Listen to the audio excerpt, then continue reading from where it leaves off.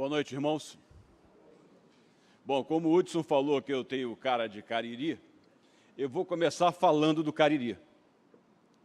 Vocês sabem que nós estivemos em Cariri no ano de 2000, estivemos no Cariri, é a região que fica lá no sul do Ceará, que é a região de Juazeiro do Norte, Crato e aquela região toda lá. Nós estivemos lá em 2011 com um projeto missionário, passamos uma semana lá, e esse trabalho que nós fizemos lá resultou numa igreja, e hoje nós temos lá o pastor Elias e a esposa, que são os obreiros que estão trabalhando naquele lugar, fruto da nossa ida ao Cariri. Depois disso, nós fomos ao Amazonas, passamos 2 semanas no Amazonas, trabalhando em Manaus e nas regiões, naquelas populações ribeirinhas do Rio Negro. Fomos a Ubatuba, fomos a Iguaba, fomos aqui na área do Ipaze, e este ano nós voltaremos outra vez ao Cariri. Desta vez será do dia 22 de julho ao dia 27 de julho. Nós vamos trabalhar de uma quarta a um domingo e voltaremos para cá numa segunda-feira. Então, o tempo será mais curto, mas haverá muita coisa para a gente fazer. Aí fica aqui o nosso apelo para que você participe desse projeto missionário, mais esse projeto missionário, que nós estamos chamando de Projeto Cariri 2. E fica também o nosso apelo para aqueles que são profissionais liberais, os médicos, os dentistas, os psicólogos, os fonoaudiólogos, os advogados, os engenheiros, os pedreiros, os eletricistas, as manicures, as cabeleireiras, em suma, todos são convocados para este projeto Cariri 2, de 22 de julho a 27 de julho, lá em Juazeiro do Norte. Se você quiser comprar a sua passagem, e a passagem você pode ir ou de ônibus, que vai levar mais tempo e é muito menos seguro, ou então poderá ir de avião, que é muito mais seguro. Isso eu garanto a vocês. E você lá só tem 2 empresas aéreas que operam na região do Cariri, lá em Juazeiro do Norte. É a Avianca, não estou fazendo comercial delas não, é a Avianca e a Gol. Então você entra lá, www.avianca.com.br e bota lá passagem Rio de Janeiro, Juazeiro do Norte, ou então você entra na Gol, Voe Gol, e você vai lá e procura Rio de Janeiro, Juazeiro do Norte e veja a sua passagem. Compre a sua passagem, você pode comprar no cartão, pode comprar do jeito que você quiser comprar, mas participe do projeto Cariri 2, que vai ser uma bênção, porque todos nós somos chamados para a obra missionária, todos nós temos um chamado e nós acabamos de cantar Tudo Entregarei, e sob a liderança do Rodolfo nós cantamos Eu Tenho um Chamado.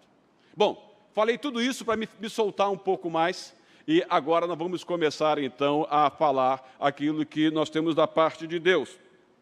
É claro que eu falei também foi da parte de Deus, a obra missionária é da parte de Deus, né? Marcos, capítulo 9, verso 33 ao 41, que eu gostaria de ler, quem puder me acompanhar, por favor. Marcos, capítulo 9, do verso 33 ao 41. Diz-nos assim: E chegaram a Cafarnaum, quando ele estava em casa, perguntou-lhes: O que vocês estavam discutindo no caminho? Mas eles guardaram silêncio, porque no caminho haviam discutido sobre quem era maior. Assentando-se Jesus, chamou os 12 e disse: Se alguém quiser ser o primeiro, será o último e servo de todos. E, tomando uma criança, colocou-a no meio deles, pegando-a nos braços, disse-lhes: Quem recebe uma destas crianças em meu nome está me recebendo, e quem me recebe não está apenas me recebendo, mas também aquele que me enviou. Mestre, disse João, vimos um homem expulsando demônios em teu nome e procuramos impedi-lo, porque ele não era um dos nossos. Não o impeçam, disse Jesus. Ninguém que faça um milagre em meu nome pode falar mal de mim logo em seguida, pois quem não é contra nós está a nosso favor. Eu lhes digo a verdade, quem lhes der um copo de água em meu nome, por vocês pertencerem a Cristo, de modo nenhum perderá a sua recompensa. Bom, isso foi no capítulo 9, e eu gostaria só de voltar um pouquinho atrás aí, no capítulo 8, quando Jesus prediz a sua morte e ressurreição.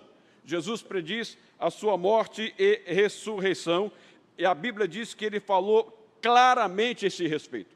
Ele diz que deveria ir a Jerusalém, ser preso, ser entregue aos sacerdotes, ser crucificado, morrer e ressuscitar ao terceiro dia. No terceiro dia, caminhando do versículo 8, iniciando do capítulo 8 e iniciando o capítulo 9, nós temos a narração da transfiguração de Jesus Cristo. E lá estavam presentes Pedro, Tiago e João. Voltando um pouquinho lá ainda, quando Jesus predisse a sua morte, e o Hudson falou aqui há pouco de Pedro, que Pedro era bastante ousado, lá quando Jesus predisse a sua morte, diz-nos o relato bíblico, que Pedro foi tão ousado que ele repreendeu Jesus Cristo. Ele chamou Jesus e repreendeu, e Jesus estava falando da sua caminhada para o Calvário, e Jesus viu que aquilo não era Pedro que estava falando, mas era Satanás que estava tentando impedir que Jesus fosse à cruz e o derrotasse definitivamente. Mas aí há a transfiguração, e esse mesmo Pedro estava lá junto com Tiago e João, e Jesus foi glorificado diante deles. Seguindo no capítulo 9, nós encontramos também a narração de um menino endemoniado, e que ele era mudo, ele não falava porque estava possesso por demônios, ele era jogado no fogo, e os discípulos de Jesus estavam lutando para expulsar aquele demônio, e eles não conseguiram, e Jesus os repreende e diz que aquele tipo de demônio só poderia ser expulso com jejum e oração. Aí Jesus prossegue na sua caminhada com os seus discípulos, atravessa a Galiléia rumando para Jerusalém, porque ele já estava indo em direção à cruz para morrer em nosso lugar, para morrer pelos nossos pecados. E aí no verso 31, ele volta mais uma vez a falar da sua morte, quando ele diz, contudo ele volta a falar de novo no verso 31, dizendo o seguinte, porque estava ensinando os seus discípulos e lhe dizia, o Filho do Homem está para ser entregue nas mãos dos homens, eles o matarão, e 3 dias depois ele ressuscitará. Os discípulos não entenderam a mensagem que Jesus estava lhes falando, mas eles não tiveram a coragem de perguntar a Jesus Cristo, de pedir esclarecimentos a Jesus Cristo. Talvez por causa da repreensão que eles tinham visto Jesus Cristo dar em Pedro. Então, eu creio que eles ficaram receosos de ser repreendido da mesma forma que Pedro foi repreendido. Mas, ao contrário disso também, eles faziam uma coisa, eles discutiam entre eles quem seria o maior entre eles. A preocupação deles era em saber quem era o maior. Eles não estavam ali preocupados com o que Jesus faria, mas sim como ele seria o maior entre aqueles que seguiam a Jesus Cristo. Mas Jesus aproveita a oportunidade para lhes ensinar mais uma vez. Jesus está sempre ensinando, e não é diferente. Hoje nós continuamos aprendendo do nosso Senhor, porque nós somos discípulos, e discípulo é aquele que está sempre aprendendo. Seja um discípulo. O discípulo tem sempre algo a aprender. Nós jamais seremos formados na nossa caminhada com o Senhor. Nós sempre seremos alunos e temos sempre a aprender com o Senhor. Então, Jesus aproveita a oportunidade para continuar lhes ensinando. E aí Jesus faz uma revisão de tudo aquilo que ele havia ensinado e volta a falar sobre a ética do reino. Eles estavam discutindo entre si quem seria o melhor, quem seria o maior entre eles. Aí Jesus vai falar sobre a ética do reino e diz o seguinte, a ética do reino, o comportamento no reino de Deus é servir. É para isso que nós somos chamados para servir. Não há outro chamado. Nós temos um chamado, eu tenho um chamado, nós cantamos, eu tenho um chamado, e esse chamado significa serviço. É por isso que nós cantamos, no serviço do meu rei eu sou feliz, porque nós somos chamados para servir. Aí Jesus destaca, então, que a ética do reino é o servir. Os discípulos queriam destaque, era o eu aflorando, isso é normal do ser humano. Querer ser destacado. E desde criança a gente aprende que nós devemos ser o melhor. melhor na classe. O Hudson falou aqui de manhã que só tirava 10 da escola. Ele era o melhor na classe.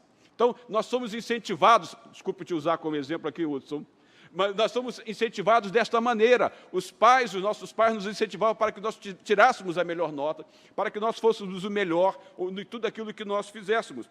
E eles estavam preocupados com isso. Vejam que Jesus havia acabado de falar que daria a sua vida. Jesus se esvazia, Jesus se entrega, e eles estavam preocupados em quem seria o maior entre eles. Filipenses 2 diz que Jesus não teve por usurpação ser igual a Deus. Ele tomou a forma de servo e veio a este mundo e se humilhou até a morte de cruz. Era isto que Jesus estava querendo passar para os seus discípulos. E apesar de toda essa caminhada, de quase já o fim de 3 anos, porque Jesus já estava caminhando para a cruz, apesar de todos esses ensinamentos, eles ainda não haviam captado a ideia, eles ainda não haviam entendido o que Jesus havia vindo fazer neste mundo.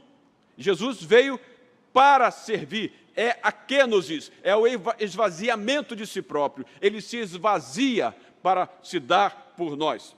Mas os discípulos, naquela época, eles estavam sob domínio romano, e eles esperavam em Jesus um libertador, alguém que viesse para estabelecer um reino e botar de vez para fora os romanos, sair do jugo romano. Eles estavam enxergando em Jesus um reino terreno, E nessa perspectiva de reino terreno, o que eles pensavam em ser o maior? Por que eles pensavam? Se ele tomando o poder, eu talvez seja o ministro da agricultura, ou talvez seja o ministro da fazenda, ou talvez seja aquele que vai administrar todas as riquezas deste reino, ou talvez eu seja seu embaixador. Eles tinham essa perspectiva de um reino terreno, mas não era o reino terreno que Jesus estava preocupado. Aí Jesus lhes esclarece que no reino de Deus, ser grande é ser servo. No reino de Deus, ser grande é ser servo, é servir, é estar disposto, é estar à disposição, é estar pronto para o trabalho. No reino de Deus, o maior é o menor. No reino de Deus, acontece uma coisa diferente do mundo. No reino de Deus, a pirâmide social ela é invertida. No reino de Deus, o maior ele fica embaixo e o menor é que fica lá em cima. A pirâmide social no reino de Deus ela é invertida. Aquele que quiser ser o maior, ele será o menor. O primeiro será o último, é isso que ele diz. Então, no reino de Deus, há essa inversão desse padrão social. No reino de Deus, no verso 35, Jesus diz, se alguém quiser ser o primeiro, será o último e será servo de todos. Jesus aproveitou esse momento para fazer uma revisão, como se alguém estivesse na véspera de fazer um concurso ou na véspera do seu vestibular. Porque para o mundo, grandeza significa domínio sobre os outros. E eles queriam saber quem é que eles iam dominar. Quem é que eles iriam dominar participando dessa visão de reino terreno. Eles estavam sob domínio romano e eles queriam ser libertados disso. É aquilo que a gente fala sobre democracia e ditadura. Democracia é quando eu estou mandando em você. E ditadura é quando você está mandando em mim. Então, eles tinham essa ideia. Então, Jesus mostra para eles que não é por aí. Ele tinha que ser servo. Servo, não servil. Servil é aquele que é bajulador, é aquele que é subserviente. Nós somos chamados para ser servos. Nós não perdemos a nossa identidade. Nós somos chamados para servir sem deixar de ser Jorge, sem deixar de ser Maria, sem deixar de ser João, Pedro, Washington, William, seja lá quem for. Nós somos chamados para isso. Aí, Jesus, fazendo essa revisão com eles, o que Jesus faz? Jesus tinha muita didática, e aí Jesus lança a mão de um auxílio à instrução. O que Jesus faz? Jesus lança a mão de uma criança e a usa como exemplo. Jesus a usa como exemplo. E tomando uma criança, colocou-a no meio deles, pegando-a nos braços, disse-lhes, quem recebe uma destas crianças em meu nome, está me recebendo, e quem me recebe, não está apenas me recebendo, mas também aquele que me enviou. Jesus usa uma criança como exemplo. No mundo greco-romano, uma criança era considerada como um ser insignificante. Observe, naquela época não existia o ECA, o Estatuto da Criança e dos Adolescentes. A coisa era bem diferente. Hoje nós consideramos muito mais as crianças, mas naquela época, na cultura greco-romana, uma criança era considerada um ser insignificante. Aí Jesus, querendo mostrar o que é ser o maior, ele pega justamente aquela criança, que na cultura era considerada um ser insignificante, e a apresenta como exemplo, dizendo o seguinte: olha, este é o exemplo. Este é o exemplo. Em aramaico, ou grego, o termo criança poderia significar também servo. Aí Jesus diz: olha, isto é servo, é um pequenino. E se vocês quiserem ser meus discípulos, vocês têm que ser pequeninos. Criança, no sentido próprio do termo, significa que nós temos que cuidar dela, que nós temos que educar, que nós temos que ensinar. É por isso que Provérbio 22:6 diz: ensina a criança o caminho em que deve andar, e ainda quando for grande, não se desviará dele. Então, porque criança tem que ser ensinada, tem que ser educada. E quero que diga para vocês, é bom ser criança nas mãos do Senhor. Não quero dizer que nós devemos ser imaturos na vida com o Senhor. Nós devemos crescer, adquirir maturidade, adquirir experiência com Deus. E experiência com Deus é caminhada, é aprendendo com o Senhor, é contato com a palavra, é comunhão com o Senhor, é oração, é conversando com o Senhor. Para a sociedade, criança, o que seria criança quando Jesus quer dar este exemplo? É aquele que parece menos importante, são os carentes, são os necessitados, são os menos valorizados pela sociedade. E é para isso que o Senhor nos chama, para que nós façamos diferença. Eu acho que todo mundo aqui se lembra da doutora Zilda Arnes, aquela médica curitibana católica, que ela fundou a Pastoral da Criança, e o trabalho que ela desenvolveu com crianças. E é isso que o Senhor nos chama para desenvolver trabalhos, seja com criança, seja com carente, seja com necessitado, seja com aquele menos valorizado pela sociedade. E Zilda Arnes exerceu esse ministério de uma maneira maravilhosa. Ela era católica. E o católico, o ministério que ela exercia, ela chamava de pastoral da criança. Para o católico, pastoral é aquilo que nós chamamos de ministério. Então, lá tem a pastoral da criança, tem a pastoral da saúde. Nós estávamos no hospital visitando a Thalita, no hospital na Barra da Tijuca, assim que ela começou o seu tratamento. E quando nós estávamos lá no quarto dela, chegaram duas senhoras que eram da pastoral da saúde, foram lá visitar, passaram no quarto da Thalita e deixaram lá uma mensagem. Estavam mostrando o que é ser servo. Eu estou usando esse exemplo aqui da pastoral da criança, da doutora Zilda Arnes, pelo seguinte: aqui no Brasil, no lado ocidental, nós fazemos muita separação entre o cristianismo. Mas, lá no Ocidente, lá onde estão nossos irmãos que apareceram ali há pouco, lá não existe esta diferença brutal como existe aqui. Lá eles são vistos como cristãos.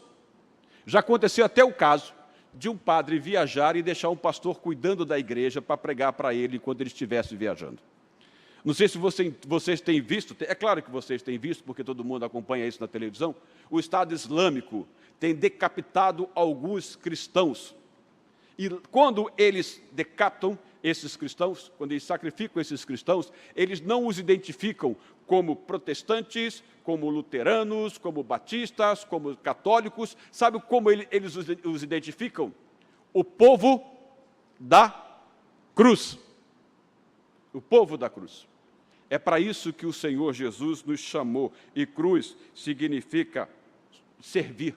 Cruz significa ter visão do reino de Deus. Servir ao próximo é ter visão do reino de Deus.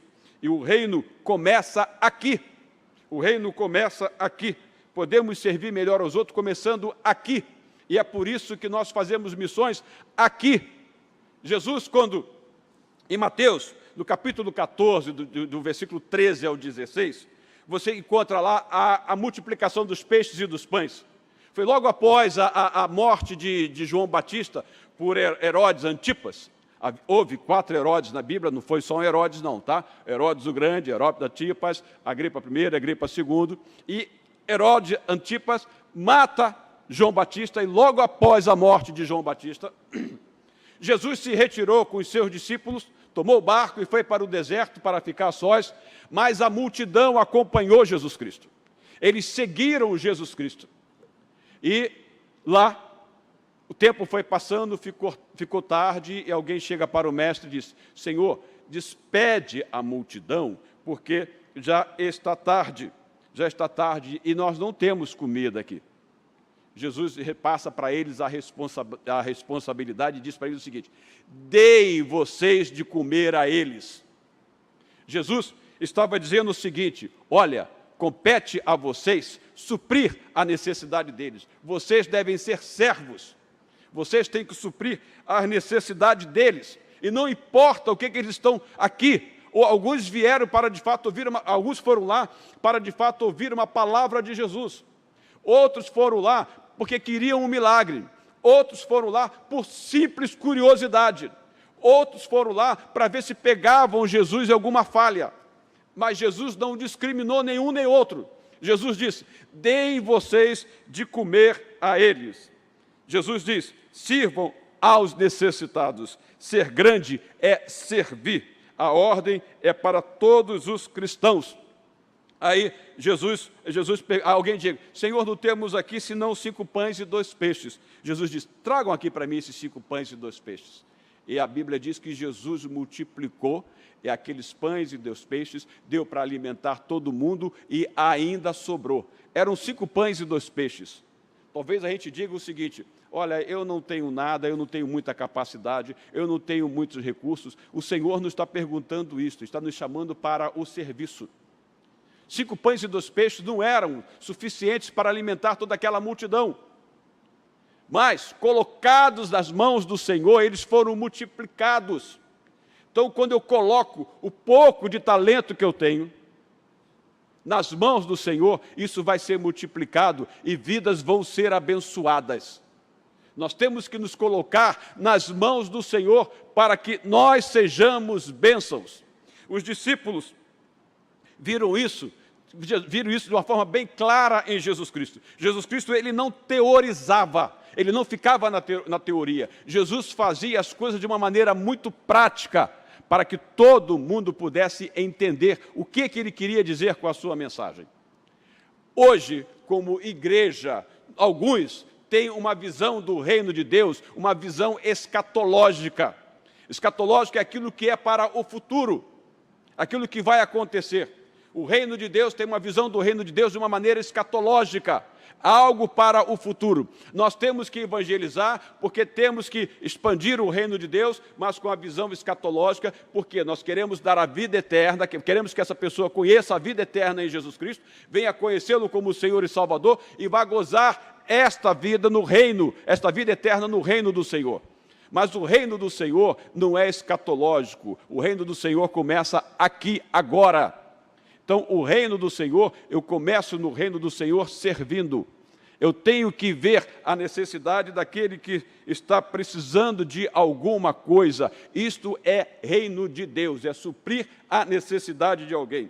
Quando Jesus diz: deem vocês a eles algo de comer, Jesus queria deixar bem claro que a mensagem do Evangelho envolve não só as carências espirituais, mas a mensagem do Evangelho também ela visa suprir as carências materiais.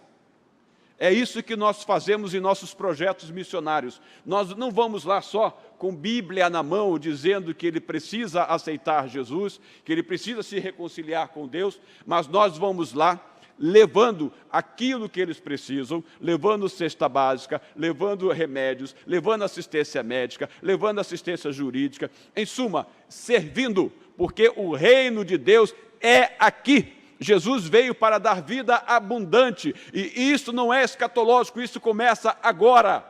Agora, isso começa no imediato. O reino de Deus começa quando eu enxergo a necessidade do próximo e procuro supri-las. a visão que nós devemos ter do nosso próximo e que o Senhor nos chama a servir, esta visão que nós devemos ter é uma visão holística, é uma visão integral. E o que eu quero dizer com isso, eu não vou entrar aqui em detalhes teológicos, dicotomia ou tricotomia, ou seja, que o homem tem corpo e alma, ou que o homem tem corpo, alma e espírito, mas o que eu quero dizer é o seguinte: o homem deve ser visto como um ser que tem carências materiais e carências espirituais. Ele tem um corpo, ele tem um espírito, e ambos necessitam ser alimentados. O espírito é alimentado da palavra de Deus, mas o corpo, ele necessita do pão diário. É por isso que Jesus diz: dei vocês de comer a eles. Jesus repassa a responsabilidade, porque nós devemos ter uma visão holística, uma visão integral do ser humano, corpo e alma. Era muito comum, antigamente, quando se falava em missões, de mandar o missionário para que ele abrisse igreja, para que ele enchesse aquela igreja, para que ele realizasse um grande número de batismos e não se fazia mais nada. Mas, graças a Deus, que o conceito de missões mudou. E hoje, missões é feita de uma maneira muito diferente. Nós temos aí, na nossa junta de missões, os radicais. E os radicais vão dessa maneira, são profissionais que vão dar o seu tempo para a obra missionária. É isto que é feito. Então, hoje, nós fazemos missão de uma maneira diferente. E quem teve um impacto muito grande nisto foi a partir de uma conferência que houve em Lausanne, na Suíça, em 1974, onde diversas denominações, cristãos de vários países, se uniram para mudar a visão da igreja, para enxergar onde estava o erro da forma de fazer missões, e daí, então, surge um termo chamado missão integral. É quando a gente prega o Evangelho, levando a palavra de Deus e levando o pão, levando o alimento. Olha, a gente pensa que não há muita coisa a fazer, há muita coisa a fazer e ideias surgem. Eu quero dizer para vocês que uma igreja americana, de um bairro de alto padrão, tá? Ela estava num bairro nobre e eles julgavam que ali não havia pessoas, que ali não havia pessoas necessitadas. Eles achavam que estavam num bairro ótimo, que ali não precisava fazer nada.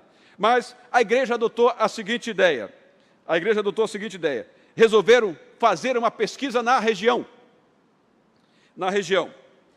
Era um bairro nobre, padrão de vida alto. Eles foram fazer uma pesquisa na região. E quanto aos idosos, só com relação aos idosos, eles descobriram que na maioria das famílias havia um idoso precisando de cuidados, o que gerava dificuldade para as pessoas da casa que trabalhavam ou estudavam. Então, aquele bairro nobre, de padrão alto de vida, quando eles foram verificar, em muitas casas havia um idoso e as pessoas daquela casa não tinham tempo suficiente para dar atenção àquele idoso, porque estudavam e trabalhavam. Então, a igreja se organizou e muitos membros daquela igreja se propuseram a dar uma atenção especial aos idosos daquele bairro de classe alta, de padrão de vida muito alto. Então, eles se responsabilizaram por levar aqueles idosos para passear, levar aqueles idosos aos médicos, às suas consultas, ou então ir às suas casas para, na hora certa, de dar a medicação que eles necessitavam, porque nem sempre os seus poderiam fazer, porque tinham que trabalhar e tinham que estudar. E aí, esta igreja ficou conhecida por suas ações e não somente por aquilo que ela falava. Houve coerência entre o que ela pregava e o que ela fazia. Francisco de Assis, um grande homem de Deus também, ele dizia aos seus discípulos o seguinte: pregue o Evangelho e, se necessário for, usem palavras. Era isso que Francisco de Assis dizia. Francisco, De Assis é porque ele nasceu na cidade de Assis, na Itália. Então, chama-se Francisco de Assis. João, capítulo 15, do verso 12 ao 14, diz lá: o meu mandamento é este: amem-se uns aos outros como eu os amei. Ninguém tem maior amor do que aquele que dá a sua vida pelos seus amigos. Vocês serão meus amigos se fizerem o que eu lhes ordeno. Jesus não teorizava, Jesus mostrava tudo de maneira prática. Muito prático, muito prático. Ele fazia isso. Nós, como disse, durante muito tempo, a preocupação da igreja foi fazer proselitismo, fundar a igreja, ganhar almas. Ganhar almas. A obra de missões, nós somos chamados para servir, todos nós somos chamados para missões. E na obra do Senhor, nós somos chamados para repartir, não para acumular. É diferente, nós estamos na contramão da teologia que existe aí fora, da chamada teologia da prosperidade, onde eu sou chamado para acumular bens, onde eu sou chamado, onde eu sou valorizado por aquilo que eu tenho. Isso é uma visão liberal. Politicamente falando, isso é uma visão liberal, onde a pessoa é valorizada por aquilo que tem.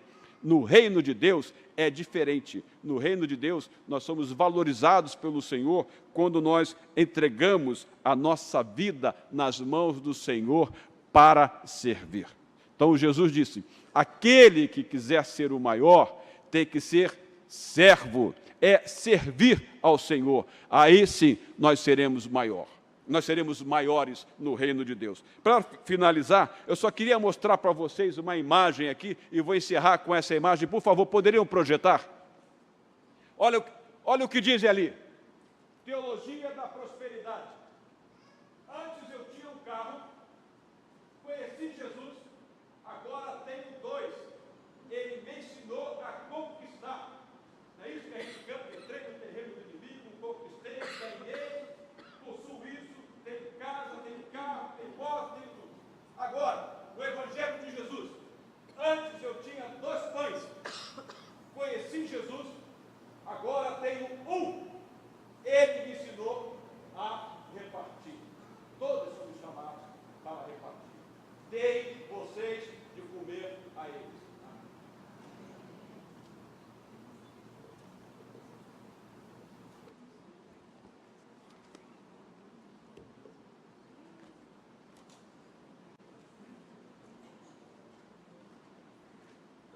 Convidá-los a ficarem em pé e vamos cantar.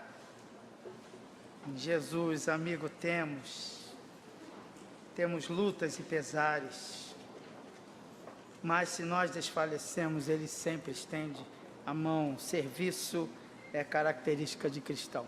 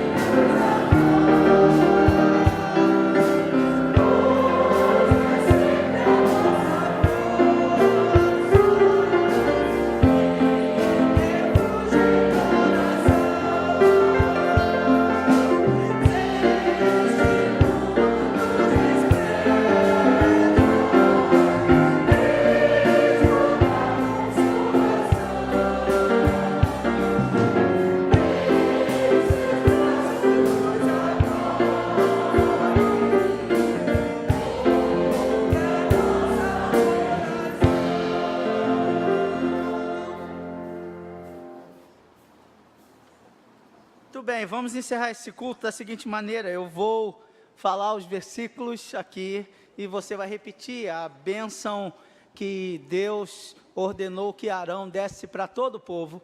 Escolha uma pessoa aí do seu lado, bota a mão no ombro dessa pessoa, se você assim desejar. Se não desejar também não tem problema, o problema é seu, com Deus, eu não tenho nada com isso.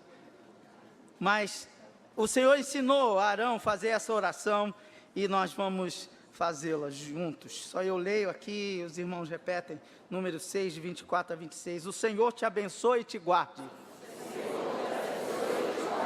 O Senhor faça resplandecer o seu rosto sobre ti e tenha misericórdia de ti. Que o Senhor sobre ti levante o seu rosto e te dê a paz. Ó Deus, nós queremos render graças à tua palavra, ao teu nome, à tua presença e ao grande desafio que o Senhor coloca sobre nós nessa noite. Que nós possamos ser cristãos na acepção máxima da palavra. Que o serviço nos caracterize como tais. Que o serviço nos caracterize como teus filhos, como teus representantes neste mundo. E agora, Senhor Deus, quando tantas turbulências estamos vivendo nesse país, que nós possamos ter compreensão aos outros que pensam diferente de nós. Nós também te pedimos para que o serviço amanhã, no nosso trabalho, nos nossos negócios, sejam serviços limpos, mãos limpas, mente limpas, e que as pessoas olhando para o nosso comportamento possam, de alguma forma, lembrarem-se que o Senhor está em nós e está conosco. Que a oração que acabamos de fazer, que o Senhor realmente resplandeça sobre nós o seu rosto e nos dê a paz, é o que nós pedimos em nome de Jesus, amém. Boa semana, Deus abençoe a todos.